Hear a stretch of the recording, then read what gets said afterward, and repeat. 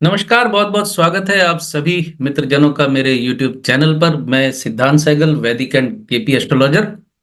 अरविंद केजरीवाल जी की date of birth मुझे दिल्ली से भेजी है किसी दोस्त ने। राजनीतिक बंदा है, परिचय नहीं दूंगा। तो उन्होंने मुझे कहा है कि 16 अगस्त 1968 का ही जन्म है उनका, लेकिन उनका जन्म समय 7:35 है सुबह का, और उनकी सिंह लगन तथा मेष राशि है।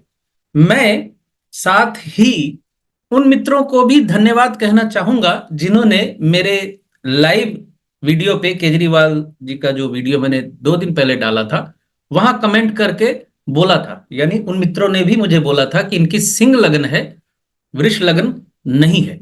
खैर, हो सकता है उनकी बात सही हो, या हो सकता है वृष लगन ही सही हो, क्योंकि राजनीतिक नेताओं की जेन्युइन कुंडली मिलनी बड़ी मुश्किल होती है, जल्दी नहीं मिलती है। और हम जेन्युइन कुंडली के इंतजार में बैठे नहीं रह सकते। हमें जो कुंडली मिलती है उस पे आकलन हम कर देते हैं। वो कभी फेल होता है, कभी पास होता है। फेल होता है तो लोग मजाक उड़ाने की कोशिश करते हैं, चूकते नहीं है। वो ये नहीं सोचते हैं कि कुंडली सही नहीं मिली होगी तो कहां से आदमी आकलन करेगा। अब मैं यहां आप लोगों को एक एग्जाम्पल देना चाहता हूं। ज्योतिषी आकलन देखना है तो अब आप मेरे उन वीडियोस को फॉलो करें जिसपे मैं शेयर मार्केट का आकलन दे रहा हूं, यानी मार्केट की तेजी मंदी से संबंधी। आप देखिए, पिछले हफ्ते मैंने 5 दिन लगातार जो अपडेट दिया था तेजी मंदी का, वो बिल्कुल 95% फलादेश मेरा सही साबित हुआ। यानी जिस दिन मैंने मंदी कही थी उस दिन मंदी रही सारा दिन, और जिस दिन मैंने तेजी कही थी उस दिन तेजी रही। और किसी दिन वोलाटाइल मार्केट था तो तेजी कही तो कुछ देर मंदी भी थी, लेकिन ज्यादातर तेजी थी। तो मैं यहां यह कहना चाहता हूं कि तेजी का फलादेश अगर मैं कर रहा हूं और 70% तेजी अगर रह जाती है तो वो फलादेश भी सफल ही कहलाएगा। तो ये मैं इसलिए कह रहा हूं कि देखिए, वहां कमांड मेरे हाथ में है। वहां ये शक नहीं है कि डेट ऑफ बर्थ गलत है, टाइम ऑफ बर्थ गलत है। ऐसी कोई स्थिति वहां नहीं है। वहां कमांड बिल्कुल मेरे हाथ में है, इसलिए वहां फलादेश भी बिल्कुल साफ आ रहा है। हालांकि तेजी मंदी बताना शेयर मार्केट की इतना आसान नहीं होता। उस मुद्दे को छोड़ते हैं, यहां देखते हैं। सिंह लगन की कुंडली है केजरीवाल जी की, और मेष राशि की कुंडली है, राशि वही है। 22 मार्च 2024 को उनकी शनि की महादशा शुरू हुई है। यह बड़ी आश्चर्य की बात है कि शनि की महादशा शुरू होते ही उन्हें शनि का फल मिल गया और वो अरेस्ट हो गए, गिरफ्तार हो गए। ठीक है, यहां मैं समझता हूं कि हो सकता है यह कुंडली सही हो। 22 मार्च 2024 को शनि की महादशा शुरू हुई। शनि मेष राशि में रेट्रोग्रेड है, और केतु के नक्षत्र में है, और शुक्र के सबलॉर्ड में है। तथा देखते हैं शनि का सिग्निफिकेशन क्या है। तो शनि का सिग्निफिकेशन 1678। 6 माइनस है, 7 माइनस है, यानी कमजोर है। और 8 प्लस नहीं है, बहुत मजबूत नहीं है, लेकिन अष्टम का संबंध बना हुआ है, क्योंकि शनि चलित में, केपी चलित में अष्टम में है। आप केपी चलित की ये देख सकते हैं कुंडली। ये देखिए, शनि अष्टम में है, कस्प कुंडली, शनि अष्टम में है। ठीक है, और केतु प्रथम भाव में है। और जन्म कुंडली में केतु वैसे दूसरे भाव में है, लेकिन केपी कस्प के अनुसार, केपी चलित के अनुसार केतु फर्स्ट हाउस में है। इसलिए शनि के सामने एक भी आपको दिखाई दे रहा है, यानी फर्स्ट हाउस का सिग्निफिकेशन भी है। 6 मामला मुकदमा, अष्टम बदनामी, समस्या, 7th भी मारक वाली स्थिति होती है। लेकिन मैं यहां आपको कुछ और बताना चाहता हूं। ज्योतिष सीखने के उद्देश्य से सुनिए जो मैं बोलने जा रहा हूं आपको। शनि केतु के नक्षत्र में है, यानी शनि अश्विनी नक्षत्र में है। अश्विनी नक्षत्र का जो कैरेक्टर है वो मैं रिवील कर रहा हूं आपके सामने। ध्यान से सुनिए, ये मेरा वर्षन नहीं है, ये मैं किसी किताब से उदाहरण के तौर पे आपको बता रहा हूं। और जाहिर है हम किताबों से ही पढ़ के सीखते हैं। तो आप केतु का जो फल है, यानी शनि का केतु के नक्षत्र में होने का फल जो होता है, राहु का केतु के नक्षत्र में होने का जो फल होता है, शनि का भी वही फल होता है। तो केतु को समझिए, यहां अश्विनी नक्षत्र को समझिए।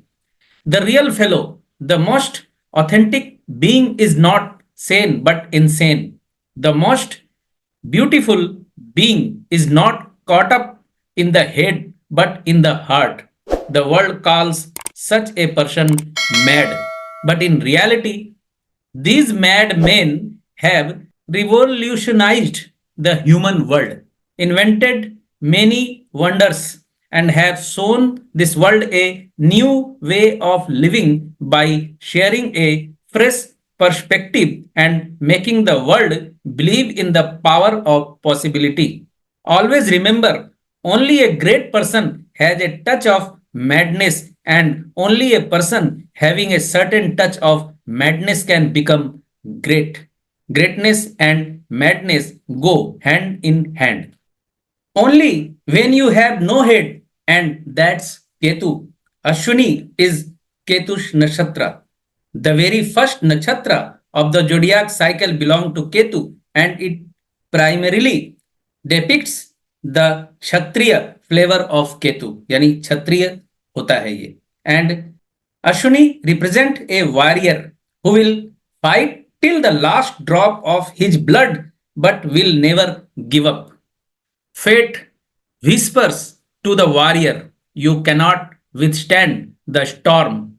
The warrior whispers back, "I am the storm." The class of warrior is addressed as Kshatriya in Indian society, to fight on the battlefield, to mind the horse, called Ashwa in Sanskriti. Ketu नक्षत्र का जो योनि होती है वो घोड़े की यानी अश्व योनि कहलाती है. And to defeat the opponent is the true essence nature of a Kshatriya. So, Saturn in Ashwini Nakshatra simply exaggerates the warrior qualities, making the person a high risk taker and highly impulsive by nature, which compels the native to quickly react, and when you react, you invite trouble. You invite more miseries in your life. So, यहां मैंने केतु के नक्षत्र का जो फल होने वाला है, शनि की महादशा में जो फल आपको देखने को मिलेगा, वो रिवील किया है मैंने आपके सामने. शनि अश्विनी नक्षत्र में है, केतु के नक्षत्र में है. केतु क्षत्रिय नक्षत्र होता है और अश्व योनि से संबंधी है. तो शनि की महादशा जो शुरू हुई है, अभी अभी शुरू हुई है. केतु के नक्षत्र का जो विश्लेषण मैंने इसलिए आपके सामने थोड़ा और खोल के रख दिया, क्योंकि ये महादशा 2043 तक चलनी है. तो आप हकीकत में भी देख रहे हैं, वो गिरफ्तार होने के बाद जेल से ही सरकार चलाने की बात कर रहे हैं, और आपको एक ट्रू फाइटर देखने को मिलेगा. अब यहां आपका प्रश्न हो सकता है, जमानत मिलेगी कि नहीं मिलेगी. देखिए, तकनीकी तौर पे जमानत उनको मिल जानी चाहिए, क्योंकि शनि का संबंध द्वादश भाव से नहीं है, अष्टम भाव से बन रहा है. शनि अष्टम में है जो बदनामी दे रहा है. शनि षष्ठेश है जो मामला मुकदमा का इंडिकेशन भी दे रहा है. केतु के नक्षत्र में एग्रेसिव बना रहा है, लेकिन शनि का संबंध द्वादश भाव से नहीं है. आपको ये बात याद रखनी होगी कि जेल जाने के लिए द्वादश का कनेक्शन होना बहुत जरूरी है. हालांकि यहां शनि द्वादशेश चंद्रमा के साथ है, लेकिन शनि का अपने नक्षत्र के माध्यम से द्वादश भाव से संबंध नहीं बन रहा. हिडन संपर्क बन सकता है अगर आप थोड़ा जिद करके अगर समझना चाहें तो, क्योंकि कर्क राशि में शनि का नक्षत्र होता है. तो फल मिल रहा है, वो गिरफ्तार तो हुए हैं, 6 दिन की रिमांड है, जेल कस्टडी भी उनको शायद हो जाए, लेकिन ये जेल वाली कॉम्बिनेशन शनि की महादशा में अभी भी नहीं बन रही है. मैं आपके सामने सिर्फ ज्योतिषीय नजरिया रख रहा हूं. आप अपनी अपनी मर्जी से, अपने अपने तरीके से, अपने अपने समर्थन के अनुसार अपनी अपनी बातें कहते हैं, कह सकते हैं, वो आपके ऊपर है. लेकिन मेरी कोशिश ये रहती है कि आपको ज्योतिषीय जानकारी दे सकूं, क्लैरिटी दे सकूं, जिससे आप एस्ट्रोलॉजी को समझने में कामयाब हों, और नए जो ज्योतिष सीखते हैं, न्यू लर्नर हैं, उनको कुछ और सीखने को मिले. इसलिए मैं कुंडली सामने रखकर टू द पॉइंट कनेक्शन के ऊपर निर्भर करके आप लोगों को बताने की कोशिश करता हूं कि क्या हो सकता है या क्या होने के योग बनते हैं. अभी आप नौमांस देखना चाहते हैं, अगर शनि की नौमांस में क्या स्थिति है जो मैंने अभी तक नहीं बताई आपको, तो शनि नौमांस में भी नीच का ही है। तो ये वर्गोत्तमी तो हुआ, लेकिन नीच का वर्गोत्तमी होना कोई बहुत अच्छा नहीं होता। माने नीच होकर वर्गोत्तमी होना बहुत अच्छा नहीं होता। और 2027 यानी 26 मार्च 2027 से 3/12/2029 तक बुध की अंतर्दशा चलेगी उन्हें। बुध का कॉम्बिनेशन अच्छा है, बेहतर है।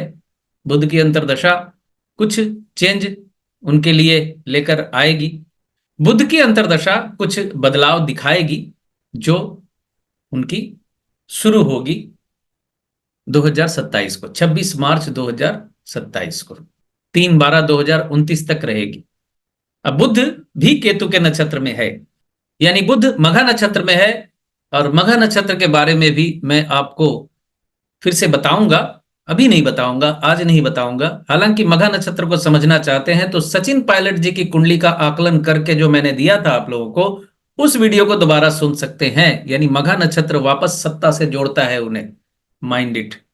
वैसे भी आप अगर थोड़ा और समझना चाहते हैं, शनि में आपको बुध का प्रत्यांतर 15 फरवरी 2025 से शुरू होगा। तो 15 फरवरी 2025 से भी परिवर्तन उनके राजनीतिक जीवन में होता नजर आएगा आपको। आज यहीं तक।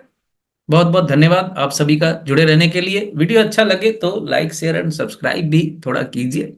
बहुत बहुत धन्यवाद।